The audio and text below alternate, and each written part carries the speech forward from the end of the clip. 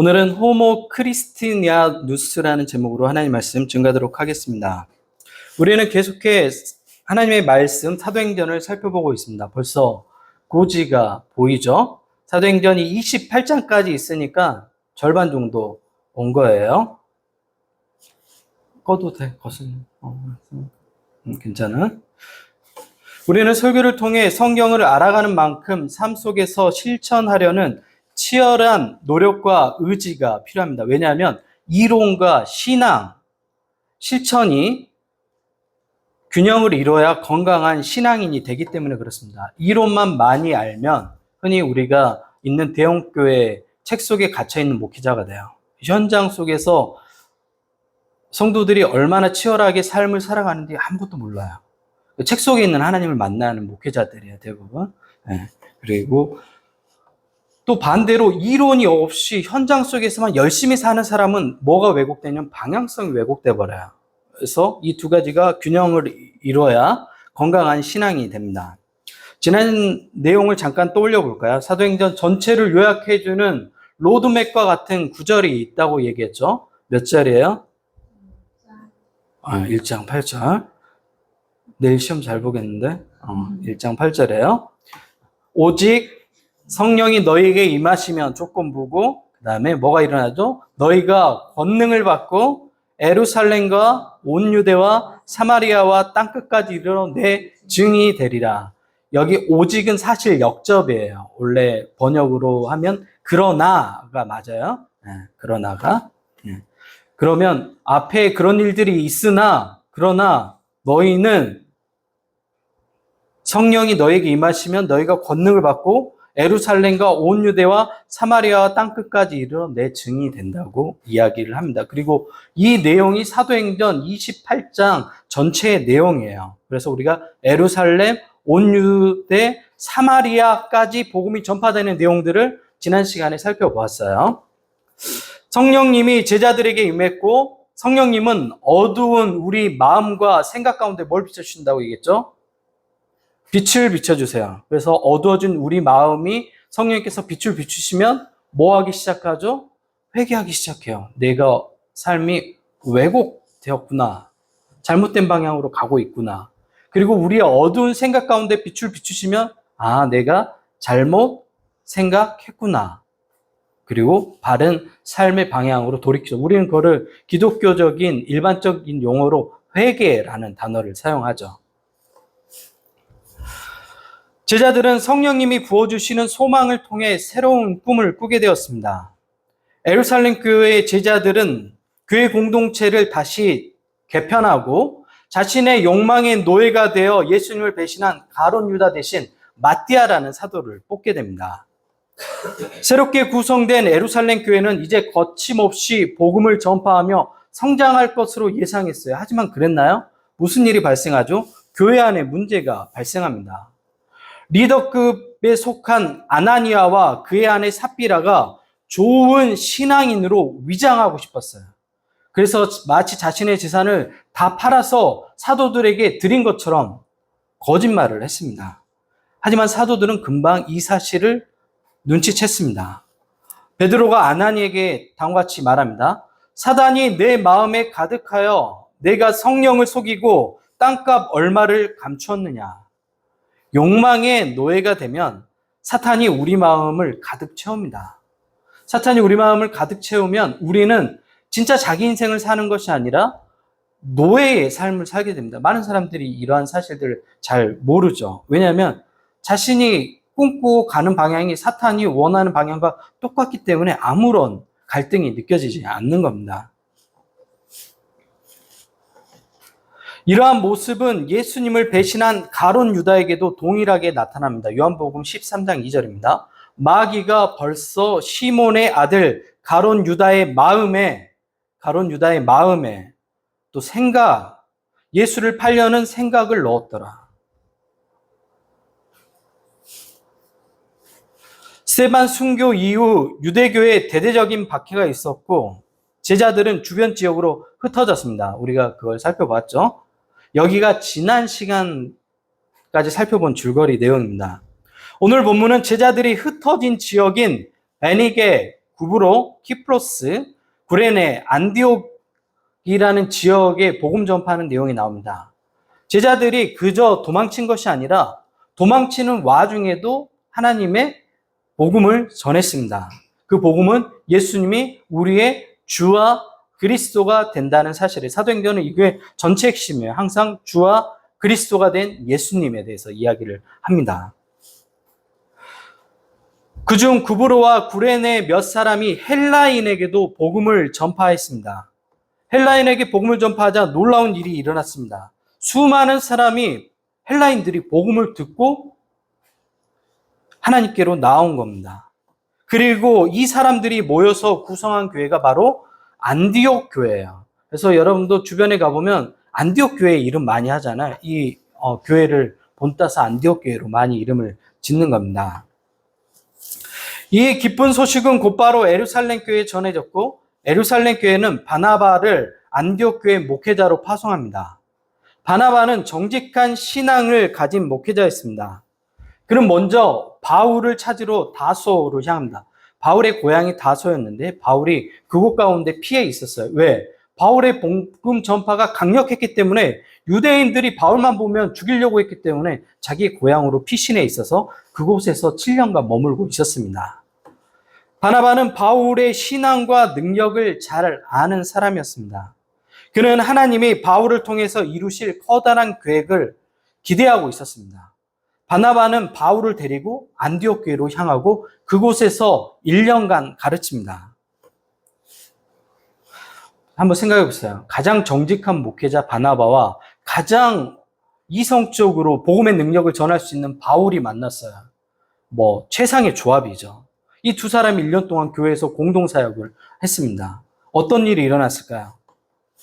두 사람은 안디옥에서 1년간 최선을 다해 가르쳤는데 정직한 삶의 수고는 반드시 선한 열매로 결실을 맺습니다. 정직한 삶의 수고는 반드시 선한 열매로 결실을 맺습니다. 본문 26절 하반절입니다.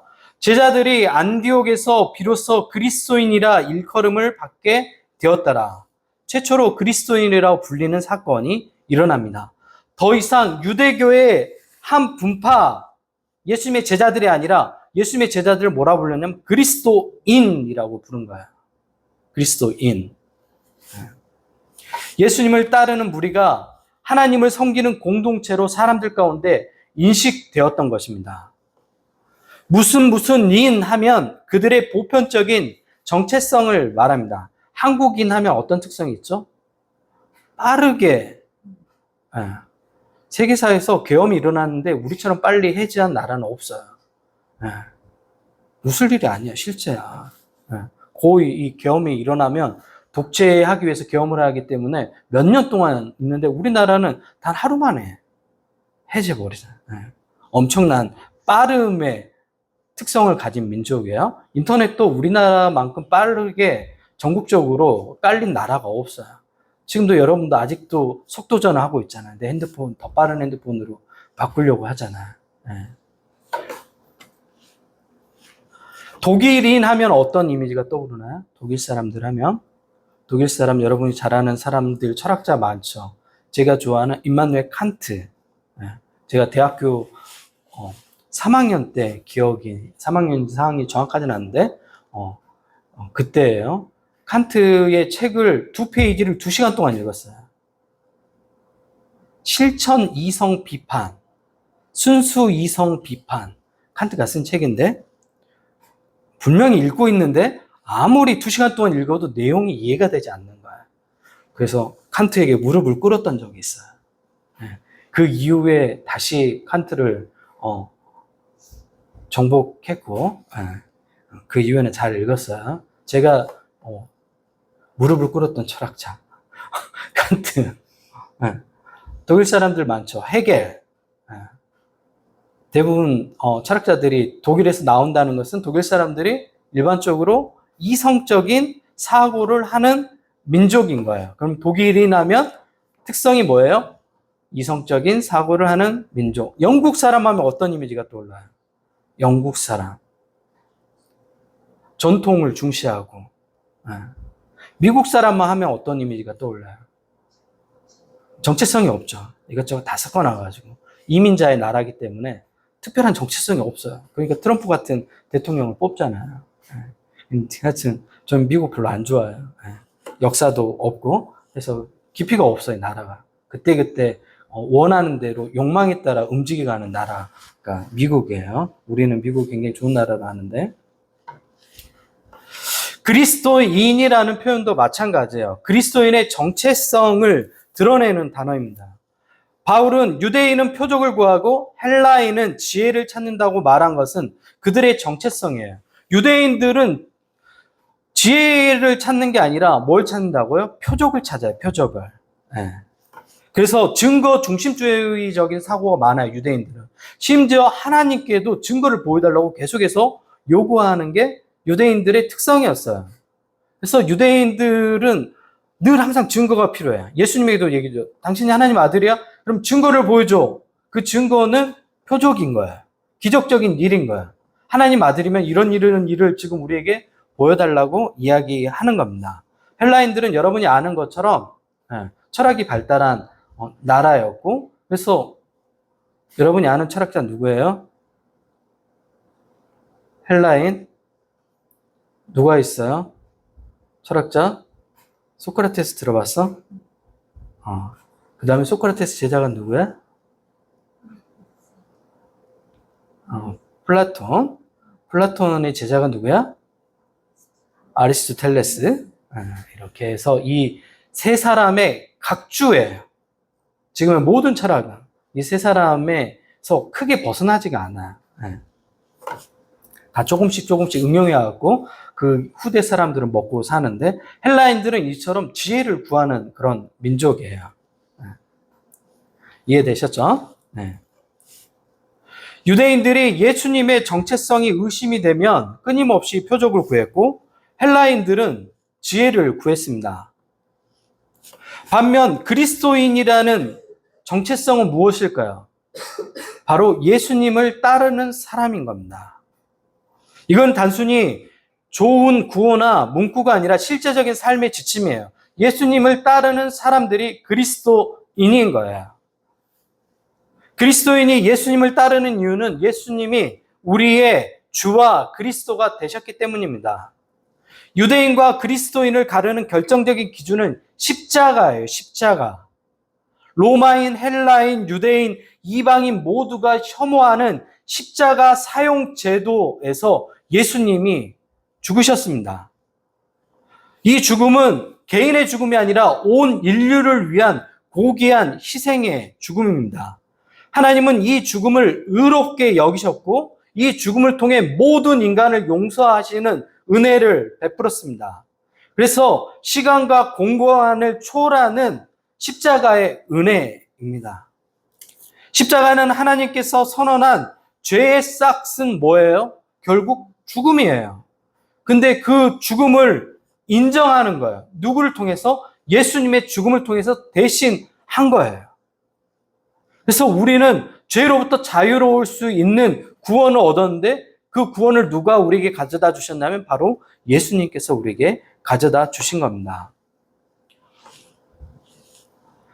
십자가는 시간과 공간을 초월하는 거예요. 그래서 과거, 현재, 미래, 그리고 멀티버스의 세계, 공간들을 초월하는 구원을 우리에게 가져다 준 사건입니다. 왜냐하면 하나님은 시간과 공간에 벗어나 있는 분이기 때문에 그렇습니다. 그래서 초월적 구원 사건이 바로 십자가의 사건입니다. 지난주 김민석 국무총리 후보자 인사청문회가 있었습니다. 보신 분도 있고 관심이 없으신 분도 있죠. 저는 고위 인사청문회를 볼 때마다 경각심을 갖게 돼요. 대부분 다 무엇을 검증하죠? 과거에 그 사람이 살아온 모든 행적을 다, 심지어 자기가 인식하지 못한 것까지 다 드러나요. 내가 그런 일을 했었나? 라는 것까지 낱낱이 드러나요. 그래서 내 삶도 결국 누군가에게 평가받을 날이 오겠구나. 특히 자녀들에게 부끄럽지 않는 삶을 살아야 되겠다고 생각하고 발버둥 쳐요. 부끄럽지 않는 한 사람의 그리스도인으로 살아야 되겠다는 늘 그런 결심을 합니다. 김민석 총리 후보자는 1985년 미국 문화원 점거 사건으로 23세의 젊은 나이에 감옥에 가야 했습니다. 미국 문화원 점거 사건 잘 모르죠. 1980년 5.18이 일어나고 소년이 온다가 그 배경을 하고 있죠. 5.18에. 5.18 민주화 운동에 대한 부분을 미국의 승인 하에서 이루어지지 않으면 도저히 우리나라에서 이루어질 수 없는 사건이라고 본 거예요. 왜? 우리는 굉장히 친미적인 성향이었고 실제로 미국이 굉장히 강한 그립을 가지고 남한을 우리나라를 통제했던 시기예요. 그래서 미국 승인 하에 일어난 일이라고 판단하고 젊은 대학생들이 시위를 벌인 거예요. 서울 미국 문화원을 점거한 후에 73명의 대학생들이 투쟁한 사건입니다. 그리고 국제사회에 이 5.18 민주화 운동의 진상을 알리는 계기도 되었어요. 이 일을 통해서. 그리고 미국에게 공식적인 사과를 요구했어요. 그 중심에 누가 있었냐면 김민석이라는 한 젊은 서울대학교 총학생회장이 있었던 거예요.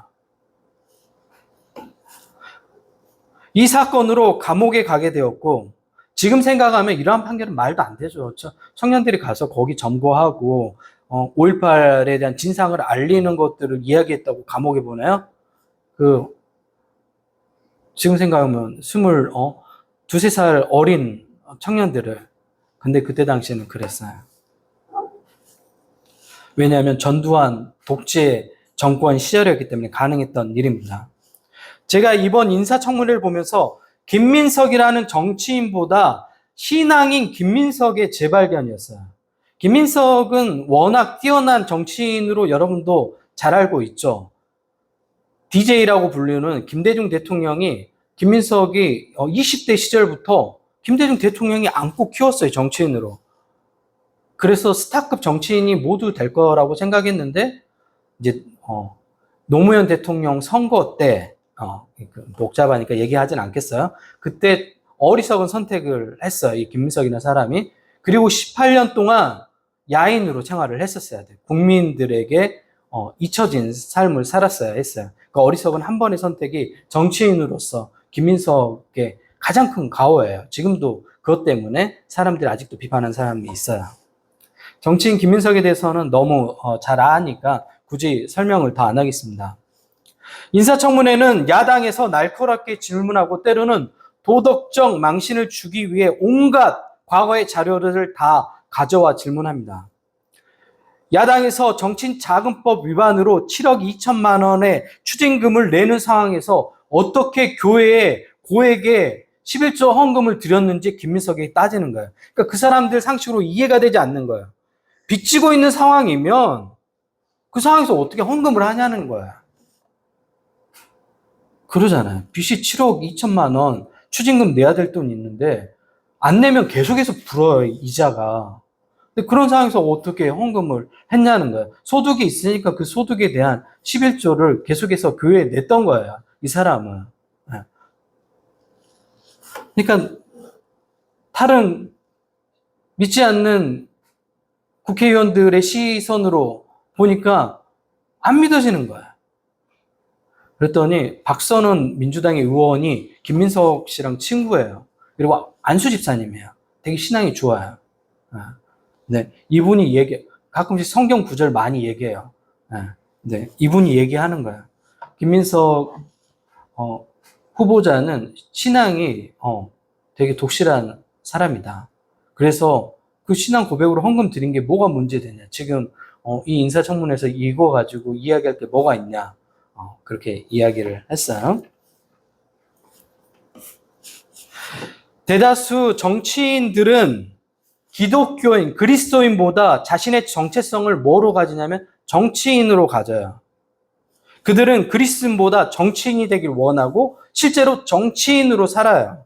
하지만 김민석 총리 후보자는 달랐습니다. 그는 부끄러움을 아는 정치인이었고 정도의 삶을 살려고 부단히 노력하는 그런 사람이었어요. 나이가 60이 넘었는데 그 또래의 서울대 출신의 정치인들은 대부분 다 자산이 최소 2, 30억 정도는 가지고 있어야지 정상인데 이 사람은 1억도 안 되는 자산을 가지고 있었어요. 이해할 수 없는 일이죠. 그가 어떤 삶을 살아야 하는지 객관적으로 보여주는 지표입니다.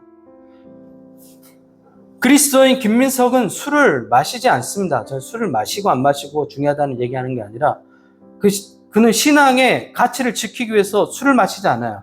정치인이 술을 마시지 않는다는 것은 굉장히 큰 핸디캡이에요.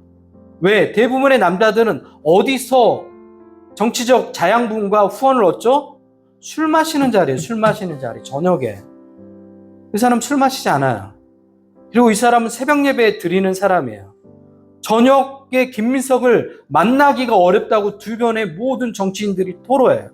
왜? 새벽 예배 아내하고 가야 되기 때문에 일찍 잔대요. 저녁 문화가 없는 거죠. 이해돼요? 정치인으로서 이렇게 하면 빵점이에요, 빵점. 후원도 해줄 사람도 없고 자기의 지지자들 없고 술도 한번 마시고 여기저기 단체장들 찾고 그렇게 살아야 정치인으로서 유망한 계속 그 자리를 보존할 수 있는 건데 이 사람은 그런 것들을 하지 않아요. 대신 뭘 하죠? 새벽에 기도를 해요. 자기 아내하고 둘이. 그리스도인 김민석이 있는 겁니다.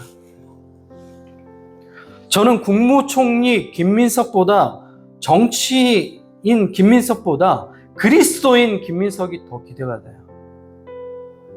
김민석 씨 형님이 김민웅 목사님이에요. 잘 알죠? 촛불행동 이끄시는. 그리고 김민석 씨 어머님이 예전에 그 사진 지금도 인터넷에 많이 돌아다니는데 정경들에게 꽃을 꽂아줬던 사진으로 유명해요. 왜냐하면 자기 아들들인 거예요. 정경들이.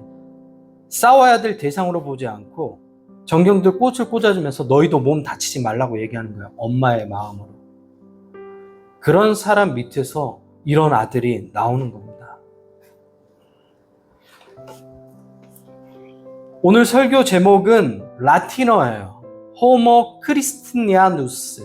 호모는 사람을 뜻하고 크리스티아누스는 그리스도를 말합니다. 그러면 그리스도에게 속한 사람이라는 뜻이에요. 우리는 그리스도인입니다. 우리의 정체성에 합당한 삶을 우리는 살아야 됩니다. 우리는 세상 사람들과 다른 기준과 가치를 가지고 살아가는 사람입니다. 저도 마찬가지예요. 그것이 우리의 기준이 돼야 되죠. 근데 오늘날 많은 사람들이 이 그리스도인의 정체성을 포기해버리고 세상 사람과 닮은 모습으로 살아갑니다.